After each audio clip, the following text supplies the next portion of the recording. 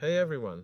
Today on the channel, I'll show you how to lock the screen while watching YouTube on Android. Let's go to the Play Store and download an app called Touch Lock.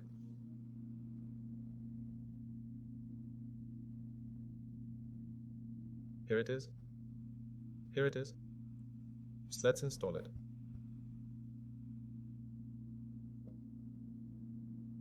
Open it. Click OK. Give it screen access.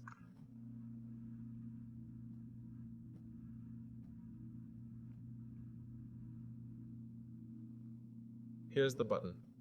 Now, when we're watching YouTube and need to lock the screen, we can tap this button and we won't be able to touch the screen anymore.